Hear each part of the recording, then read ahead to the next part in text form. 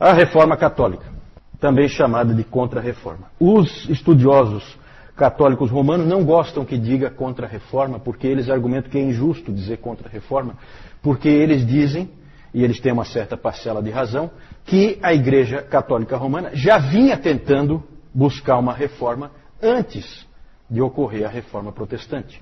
E de fato, né, tem a Reforma Conciliar, houve tentativas, né, de a Reforma Gregoriana, houve tentativa de colocar a coisa um pouquinho melhor nos eixos, né? Mas é claro que o momento com a Reforma Protestante não dá para não chamar também de Contra-Reforma, porque a coisa agora ganhou força porque tinha um estímulo, né, uma provocação, vamos dizer assim, certo? E na verdade a gente foi falando de vários movimentos reformadores até agora, e aí vem a pergunta: como fica a Igreja Católica Romana? Certo? E o Dr. Calhoun foi muito feliz quando ele colocou a ideia, para nós talvez não faça muito sentido, mas dá para a gente acompanhar mais ou menos. Ele compara com uma partida de futebol americano, o que aconteceu no século XVI. Como se fosse uma partida entre protestantes e católicos. Certo? O futebol americano ele é dividido em 4 quartos, não é como o futebol nosso que são 2 tempos, são 4 tempos na verdade. E geralmente um ponto completo, em que você faz lá o famoso touchdown, você marca 7 pontos. 7 pontos numa vez só, porque você fez lá completamente uma determinada jogada, que é a que faz você pontuar mais. E aí ele organizou assim, né, para tentar ficar didático. Cada 25 anos é um quarto. Certo? Então, de 1500 a 1525, 1525 a 1550, 1550 a 1575, 1575 a 1600. Certo? E aí ele coloca assim: o primeiro quarto, 1500 a 1525, os protestantes saíram na frente. 7-0. Depois eles ganharam ampla margem, ampla vantagem no segundo quarto, ganhando já de 35-7. Certo? Mas começou a haver reação, que é a Contra-Reforma. Certo? No terceiro quarto já podíamos dizer que estavam 42-35, portanto você vê ali que os católicos reagem fortemente depois de 1550, e no quarto os católicos já estão na frente no jogo, 45-42, certo? Isso só é possível por causa de um grupo de jogadores que entrou do segundo para o terceiro quarto, né? Usando a analogia do jogo, certo? Tinha gente no banco de reservas que era capaz de mudar o resultado do jogo.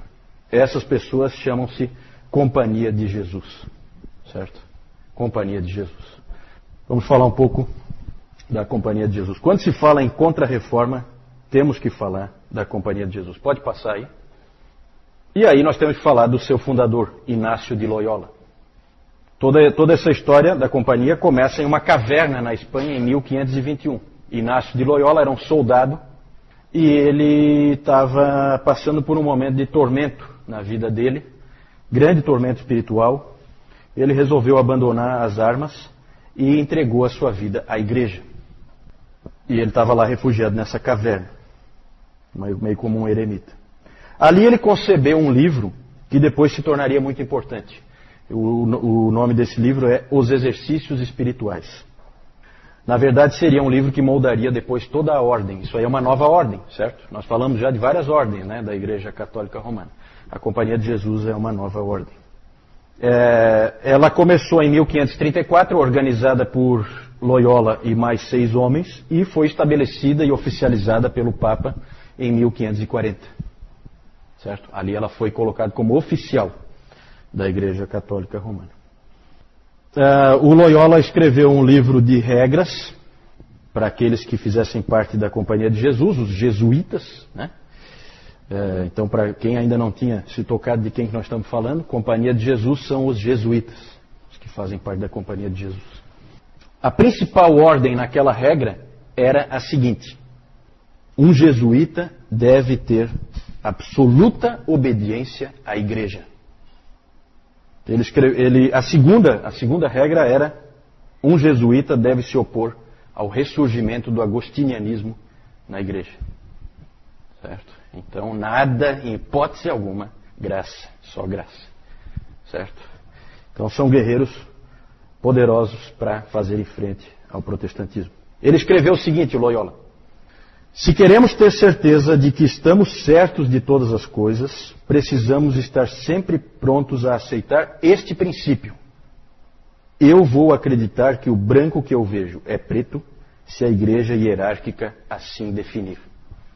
Então, quando eu ponho ali obediência cega, é cega. Cega mesmo. Ele disse, a camisa do João, se vier aqui o Papa e disser que ela é preta para mim. É preta. Eu vou acreditar nisso, por toda a lei. Imagina o que o Papa Paulo III lá e companhia não fez nessa hora, né? Levantou a mão para o céu. Olha quem apareceu. Nós estávamos aqui perdendo de feio essa partida e olha só os caras que apareceram. Verdadeiros brutamontes para entrar no meu time, para usar a ilustração do futebol americano, né? Precisa de uns caras meio brutamontes para jogar. Então apareceram esses sujeitos do nada.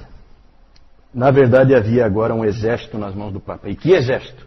Um jesuíta para ser formado levava 12 anos. Às vezes eu vejo o pessoal reclamando aí porque estuda 5 anos na faculdade. Que é isso? 12 anos para você se formar. 12 anos de estudo e de autoexame para você poder se tornar um jesuíta.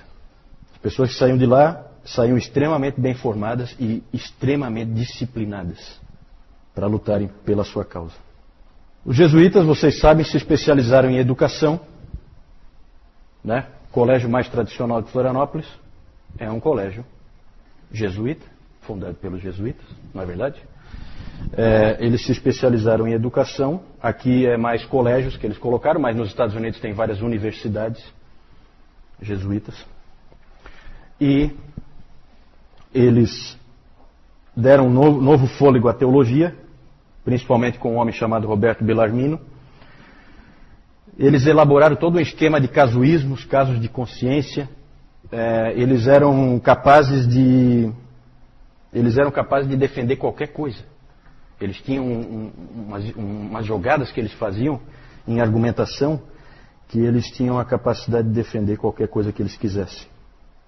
Eles são famosos por dizerem uma coisa querendo dizer outra, né? Tem um dizer católico, tá? Que diz assim: há 3 coisas que ninguém sabe. Ninguém. Quanto um dominicano conhece, quantas ordens para mulheres há na Igreja Católica e o que um jesuíta está realmente pensando. Então é interessante esse tipo de pensamento, né? Agora, a grande força, por que eles viraram o jogo ali? É o último aspecto que eu coloquei ali. Esses jesuítas são os grandes missionários, certo? Então tudo bem, nós estamos perdendo terreno aqui na Europa, só que nós vamos ganhar o resto do mundo todinho. E fizeram.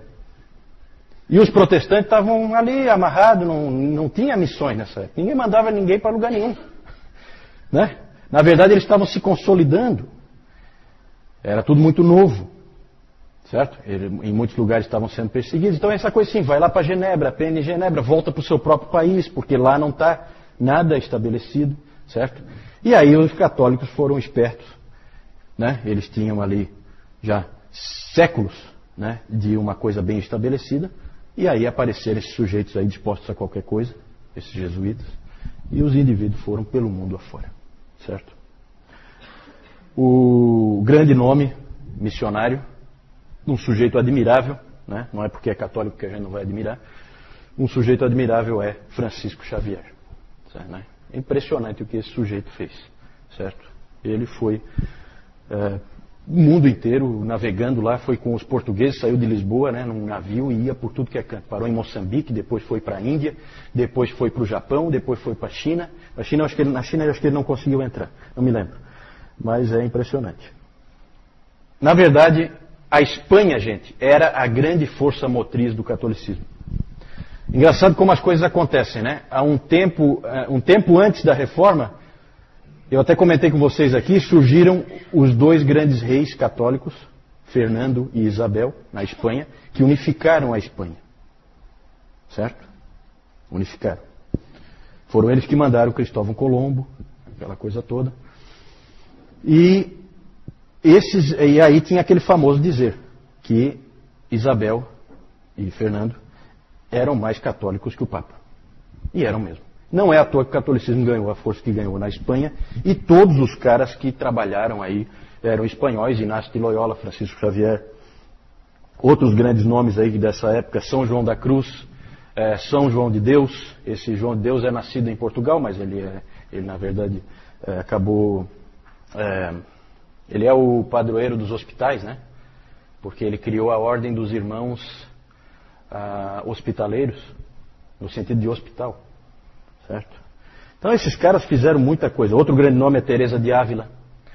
Todos espanhóis, todos, certo? O catolicismo, a força do catolicismo estava na Espanha, certo? É engraçado que até hoje se diz que, porque a gente sempre pensa em catolicismo, a gente pensa em Itália, né?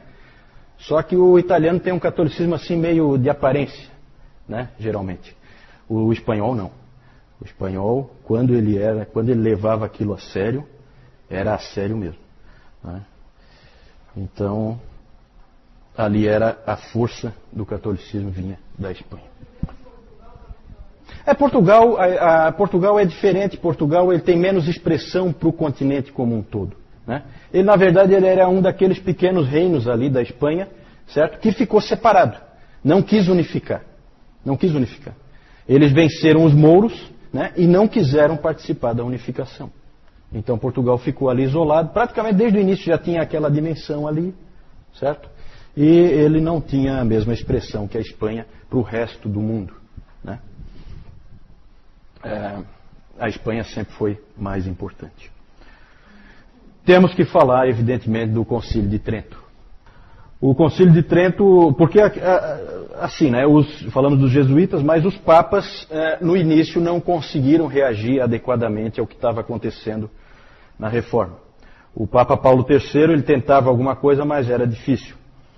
Convocaram então esse concílio, o Concílio de Trento, que começou em 1545, foi até 1564. Só que não o tempo inteiro reunido, tá? Isso aí, a maior parte desse tempo aí, o concílio não está reunido, certo? Então ele se convocava ao longo desse tempo. É que começou em 1545 e terminou só em 1564, mas não é 18, 19 anos trabalhando direto, não é, tá? Em 1564 o trabalho estava completo. Foi o primeiro concílio a discutir todos os aspectos do cristianismo.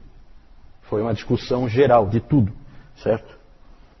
De lá saiu consolidado o que nós conhecemos hoje como catolicismo romano, certo? Não é igual ao que existia antes. Um anglicano disse uma vez que em Trento surgiu a nova religião trentina. É claro que nenhum católico aceita isso, mas era uma nova religião, sim. Moldada por uma reação à reforma protestante, certo? Não era a mesma religião medieval. Tinha muitos elementos, muitos mesmo, mas já com algumas adaptações especiais acabou se tornando, pode-se dizer, uma outra religião. É interessante que na igreja Santa Maria Maggiore, onde eles se reuniam, foi escrito na parede um dizer, né, colocaram assim: aqui o Espírito Santo falou pela última vez. Que humilde, né? Então, acredite quem quiser. Algumas ênfases de Trento. Autoridade inquestionavelmente, inquestionavelmente a autoridade está no Papa. Não tem mais conversa para nenhum outro modelo. O Papa passa a ser o cabeça único da igreja, ele tem autoridade plena. Que mais? Os assuntos que antes tinham abertura para discussão, como nós vimos às vezes, algumas controvérsias dentro da Igreja Católica, foram fechados, muitos assuntos foram fechados. Não pode mais discutir, não pode mais. Justamente para evitar, né, que se chegasse à descoberta da verdade mais uma vez, como tinha acontecido na Reforma Protestante. Que mais? Uma coisa em que Trento foi bem sucedida, e isso aí deu força também para a Igreja Católica, é na questão moral. Nunca mais, depois de Trento, nunca mais a Igreja Católica romana desceu a um nível tão baixo como tinha descido antes da Reforma Protestante, né? Então, até para a Igreja Católica Romana foi boa a reforma nesse sentido, certo? A reforma protestante ajudou eles a conseguir o que eles já vinham tentando sem sucesso. De fato, depois de Trento, se tornou uma religião séria, novamente, pode-se dizer assim, né? Errada, mas séria, certo? A tradição passou a ser supervalorizada, porque agora o povo tinha na mão a Bíblia, e a Bíblia não fechava com o que eles viam ali naquela igreja, certo? Qual a saída? Colocar uma outra autoridade, já que aquela autoridade ali nos repreende. A Bíblia repreende a Igreja Católica. Então, em Trento há uma hipervalorização da tradição, certo? Inclusive com uma jogadinha muito interessante, que é valorizar a tradição oral, para que os próprios protestantes não possam checar no escrito. Passa a haver uma valorização de uma tradição oral que ninguém tem como checar. Sabe, os papas fazem de conta que eles sabem de coisas que ninguém mais sabe porque alguém passou no boca a boca para eles. Então nós não temos como checar. Certo? Essa é uma bem tramada, bem arquitetada, para tentar se salvar das acusações que vinham dos protestantes. Olha só o que diz ali nos cânones de Trento. Todas as verdades salvíficas e regras de conduta estão contidas nos livros escritos e na tradição não escrita, recebidas da boca do próprio Cristo ou dos seus apóstolos. Fala, Jaime. Tem razão. O Jaime colocou, vocês entenderam, né? O Jaime colocou que essa ênfase na tradição anda junto com a obediência cega dos jesuítas, né? Porque, na verdade, você tem que ter a obediência cega a quê? Você tem que ter alguma autoridade.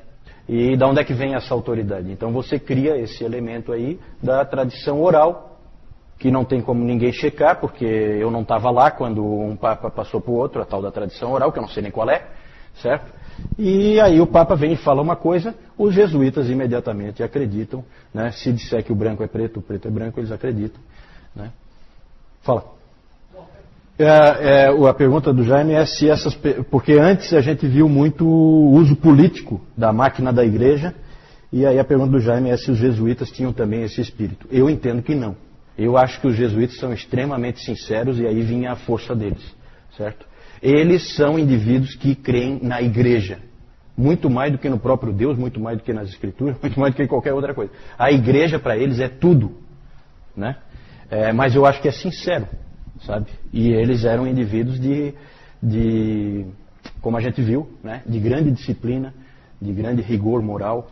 Então isso tudo ajudou muito a Igreja Católica Romana a sair daquele quadro que ela tinha antes, lá com o Rodrigo Borgia e companhia. Uma coisa horrorosa aquilo, né? É claro que quem já conhece... Eu não tenho tempo para falar aqui. Faltou um aí, né? Salvação pela fé e pelo amor. Lutero diria salvação pela fé, ponto. Certo? Trento não. Salvação pela fé e pelo amor. Amor, entenda-se, obediência à igreja. Certo? O que a igreja diz para você fazer, você faz. Tá? Então você é salvo. É salvação percentual, né? Deus faz uma parte, você faz a outra. Cada um entra com a sua parte.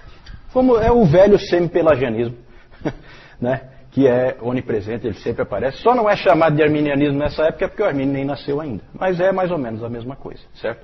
O catolicismo sempre anda de mão dada com o semi-pelagianismo. Tá? E não foi diferente aqui. É claro que eu não cheguei a falar aqui, mas se você for ler os cânones de Trento, você vai ver que lança anátemas aos montes para cima dos protestantes. Os protestantes todos são malditos, né? É uma coisa pesada. Mas por outro lado também, o Lutero também, o grande guerreiro do outro lado, também não deixava por menos, né? Porque ele deu uma resposta rápida, né? É claro que ele morreu em 1546, ele não viu a coisa toda pronta. Mas ele escreveu um livro antes de morrer, cujo título era Contra o Papado em Roma, criado pelo diabo. Então você vê que o homem não é fraco. Ele quando saca da arma também não saca para brincar, né? Então não é brincadeira. Como eu acabei de dizer, o Lutero ele morreu, né, em 1546, então ele não é o grande defensor pelo lado dos protestantes contra Trento, porque ele estava morto. Então o grande defensor do lado luterano foi esse Martin Chemnitz. Ele escreveu um monte de volumes refutando Trento, biblicamente, né? Porque esse documento de Trento era realmente uma ameaça ao protestantismo, né? Algumas pessoas podiam ficar em dúvida quanto ao que estava acontecendo, e ele então foi o responsável por fazer isso aí. Alguns católicos chegaram a dizer a seguinte frase: se o segundo Martinho não tivesse entrado, o primeiro não teria se sustentado. Tal o valor que eles deram para vamos dizer assim, para o porte desse adversário aqui, Martin Chemnitz. Esse é o segundo Martim, né? Então eles dizem, se o segundo não tivesse entrado, o primeiro não tinha se sustentado na guerra, né? Assim chamada guerra, né? Mas pelo lado dos reformados foi o Calvino mesmo. O Calvino estava vivo, o Calvino nasceu em 1509, né? Ele então escreveu um livro cujo título era Atos do Concílio de Trento com o Antídoto. Com o Antídoto. Então ele comentava todos os atos do Concílio de Trento, ele teve acesso, evidentemente, e já dava o antídoto para os protestantes, né? Já dizendo, ó, isso aqui está errado por causa disso, isso aqui ó, é enganação, aqui tem uma coisa camuflada, tem uma armadilha aqui, e tem armadilhas, né? Dá a impressão que, né, o próprio fato deles usarem ali, salvação pela fé e pelo amor. Que bíblico isso. Né? Dá a impressão, nossa, super bíblico. Mas ali tem embutida uma armadilha. Certo? E os caras são espertos. Ali aqueles indivíduos de Trento não eram bobos. Ele queria, o Calvino, se certificar de que os protestantes entendiam com clareza o que Trento estava dizendo e como responder ao que Trento estava dizendo. Calvino disse o seguinte: o todo pode ser resumido assim. O erro deles consiste em dividir a obra de Deus, dividir a obra entre Deus e nós, semi-pelagianismo, para que possam transferir para nós a obediência de uma vontade piedosa recebendo a graça divina. Enquanto que, na verdade, essa obra é exclusividade do próprio Deus. Para traduzir isso aí, é o seguinte: a salvação é obra de Deus somente. A fé e o arrependimento não são condições para a salvação, como creem os católicos. Eles são parte da salvação.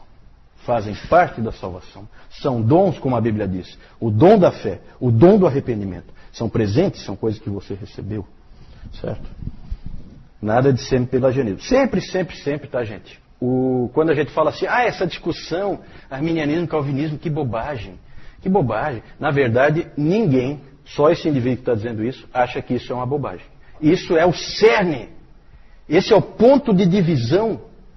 Esse é o principal aspecto. Lembra do Lutero e o Erasmo? Que o Lutero agradeceu o Erasmo porque o Erasmo foi para o único ponto certo, que é esse aqui. O resto é perfumaria. O resto é importante, mas é o que vem em torno. Vem com o pacote. O cerne é essa questão da graça de Deus e da salvação do homem. Certo? Quem é que se salva? É o homem que se salva a si mesmo ou é Deus que salva o homem? Esse é sempre o ponto principal. Vamos em frente? Aí então, só mostrar para vocês rapidinho. Aquela lá é a viagem do Francisco Xavier, que aparece aqui embaixo. Então ali tem os anos e tal. Muito para a época, gente, impressionante o que esse homem fez. Ele saiu de Lisboa, certo? Num navio português, por isso que parou em Moçambique. E fez toda a obra que fez, chegando até o Japão. Esse Francisco Xavier é incrível. Tem histórias dele que são incríveis. Né? Ele ia no meio dos leprosos, ele não tinha medo de nada. O pessoal fala, não, você não pode ir lá porque você vai ficar leproso. Não, eu vou lá. Não tinha isso. Para ele não tinha limite nenhum. Né? Realmente a gente precisa, é aquela coisa. Não, é do outro time, não é do meu time. Né? Mas é um cara que eu tenho que dizer que é um excelente jogador. Né? Vamos usar aquela analogia. Né? Não dá para não admirar. Certo? Ali o Martin Chemnitz, o Inácio de Loyola, o Concílio de Trento reunido, com toda aquela pompa, né? E o Papa Paulo III. Está meio cansado ele, parece.